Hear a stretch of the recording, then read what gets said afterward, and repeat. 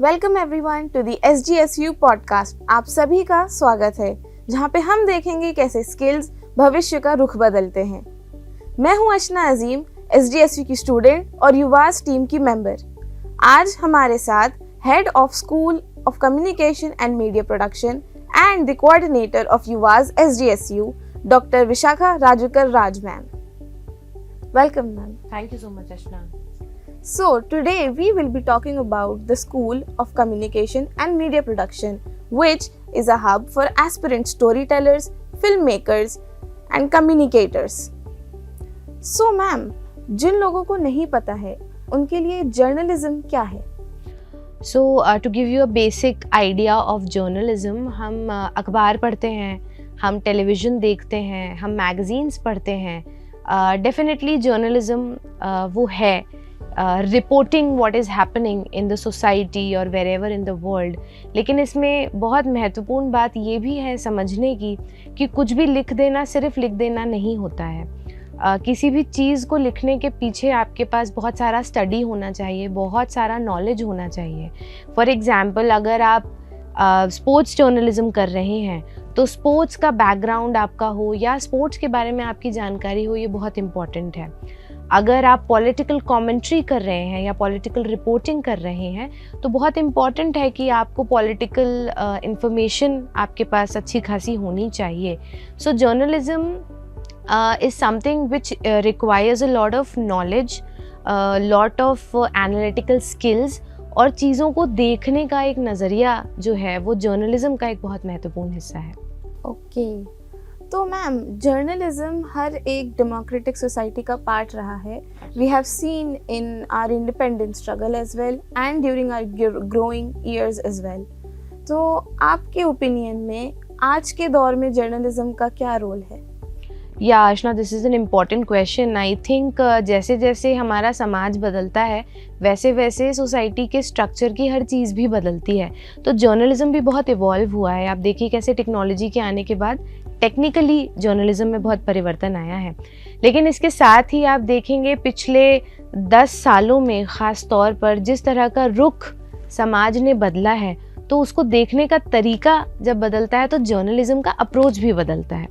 आज अगर हम कहें कि हम एक डेवलपिंग नेशन हैं तो लोगों को इकट्ठा करने में और उनको ये विश्वास दिलाने में कि हम आने वाले समय में विकसित भारत हो सकते हैं, जर्नलिज्म का एक इम्पॉर्टेंट रोल हो सकता है। तो जर्नलिज्म एनीवे हर एरा में बहुत महत्वपूर्ण काम करता है, करेगा। और इस वक्त तो जर्नलिस्ट की और ज़्यादा ज़रूरत है, क्योंकि जैसे जैसे हम टेक्नोलॉजी में आगे बढ़ रहे हैं वैसे वैसे उसको समझना हमारे लिए और महत्वपूर्ण हो गया है। बिल्कुल मैम, आपने बहुत सही, बहुत अच्छी बात बताई। तो आज हम school of communication and media production की बात कर रहे हैं। जैसा आपने जर्नलिज्म के लिए कहा, फिल्म्स को एक मीडियम ऑफ एंटरटेनमेंट ही माना जाता है या देखा जाता है, लेकिन वो उससे कहीं ज़्यादा होते हैं। आपकी इसमें क्या राय है? ये मुझे लगता है एक बहुत ही फ़िलोसॉफिकल और एक इम्पॉर्टेंट सवाल है। तो डेफिनेटली फिल्म्स एंटरटेनमेंट का एक बहुत इम्पॉर्टेंट माध्यम है, लेकिन एंटरटेनमेंट भी किस तरीके का, पहला सवाल तो ये आता है। क्या वो सिर्फ हमारे हंसने गाने के लिए है या वो हमें कोई मैसेज भी देता है? क्या वो हमारी कलेक्टिविटी को, एक यूनिटी को या हमारे नेशनहुड को भी रिप्रेजेंट करता है, हमारे कल्चर को भी रिप्रेजेंट करता है? ये सारी जिम्मेदारियां दरअसल फिल्म के ऊपर होती हैं। अगर आप हिस्ट्री ऑफ सिनेमा को थोड़ा देखेंगे तो आप पाएंगे कि कैसे देश में बन रहे सिनेमा ने उस देश की इमेज को कहीं ना कहीं पोर्ट्रे किया है। एक बहुत बढ़िया उदाहरण मुझे हमेशा से लगता है कि अगर आप हॉलीवुड फिल्मों को देखेंगे तो आप पाएंगे कि देयर आर सुपर हीरोज, है ना? They say that we are saving the world. Now हम ये भी जानते हैं कि अमेरिका एक सुपर पावर है, राइट? तो सिर्फ एक हार्ड पावर नहीं है जो आपको पूरी दुनिया में एक सुपर पावर बनाती है, एक सॉफ्ट पावर भी होती है। And cinema is a very strong tool of soft tool for any nation. आप देख रहे होंगे कि इन दिनों जिस तरह का सिनेमा बन रहा है उसमें नेशनलिस्टिक सिनेमा बहुत तेज़ी से बनाया जा रहा है ना। हम लगातार बायोपिक्स भी देख रहे हैं, हम अपने जो हमारे हिस्टोरिकल हीरोज़ हैं उनको हम सेलिब्रेट कर रहे हैं। तो it is a playing great role in portraying what India is to the whole world. तो सिनेमा को हम या फिल्मों को हम सिर्फ एंटरटेनमेंट का माध्यम ना माने कि सिर्फ गीत हैं, है ना, मज़े कर रहे हैं, जोक्स हैं, we are laughing, making fun. It's beyond that, it actually portrays your image in front of the whole world.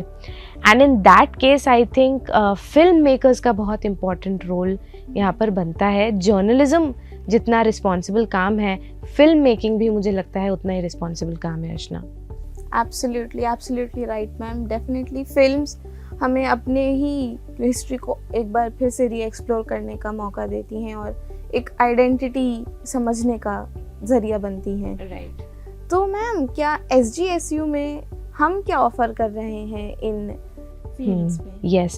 So, as you have already mentioned that we have a School of Communication and Media Production. Here we are offering 2 programs, both BA and MA levels. So we are offering film and television production and we are offering journalism in SGSU. ये दोनों ही programs जो हैं बहुत ही specialized हैं। देखा जाए तो mass communication के एक अम्ब्रेला के अंदर ये दोनों चीज़ें आती हैं, लेकिन इसके बाद भी इनमें बहुत सारी ऐसी स्पेसिफिक चीज़ें हैं जो सीखने की ज़रूरत होती हैं। जैसे अगर आप फिल्म मेकिंग में जाएंगे या इनफैक्ट आप टेलीविज़न प्रोडक्शन में जाएंगे, सिनेमेटोग्राफी एक एस्पेक्ट है, स्क्रिप्ट राइटिंग एक एस्पेक्ट है, इसके अलावा डायरेक्शन अपने आप में एक एस्पेक्ट है, एडिटिंग एक बहुत इम्पॉर्टेंट ज़रूरी काम होता है। तो हम अपने इन प्रोग्राम्स में इन स्पेसिफिकेशंस पर डिटेल में अपने स्टूडेंट्स को पढ़ाएंगे। अगर मैं जर्नलिज्म की यहाँ पे बात करूँ तो जर्नलिज्म में भी आप देखिए कि AI in journalism has become a very important part, so that is a part of our curriculum. Also data journalism which has become a kind of major area of journalism in today's time, वो भी हमारे curriculum का हिस्सा है। Broadcast journalism print journalism से अलग होता है। आप एज अ स्टूडेंट अपने आप को कहाँ बेहतर पाते हैं या कहाँ एक्सप्लोर करना चाहते हैं, डिपेंडिंग ऑन दैट हम अपने स्टूडेंट्स को उनमें स्पेशलाइज करते हैं, उनको अपस्किल करते हैं। ओके, तो जैसा मैम ने मेंशन किया, स्कूल ऑफ कम्युनिकेशन और मीडिया प्रोडक्शन काफ़ी वास्ट है और काफ़ी स्पेशलाइजेशन भी ऑफर करता है। It is a great opportunity and platform for students to learn and grow. Ma'am, I would like to ask you, for whom is this programme? Like किन बच्चों के लिए ये आइडियल है? हाँ, so I think many of the people, they have this instinct of writing and instinct of communicating, but they don't know what to do with that. इसका बड़ा कारण ये है कि 12th स्टैंडर्ड तक आप जर्नलिज्म कम्युनिकेशन जैसा विषय नहीं पढ़ते, ये कन्वेंशनल सब्जेक्ट नहीं है up till your school life.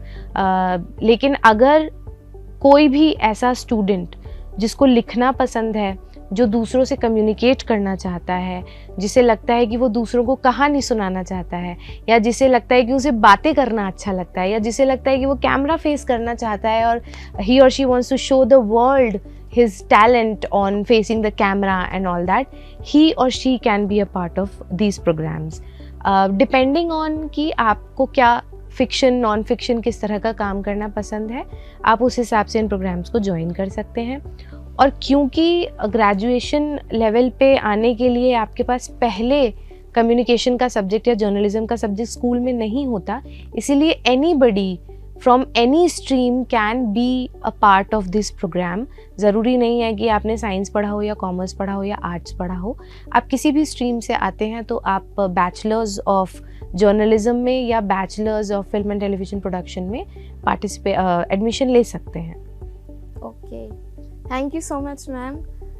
जैसा as we discussed, School of Communication and Media Production at SGSU is your destination if you are an aspiring storyteller, writer, filmmaker, or want to communicate with the world.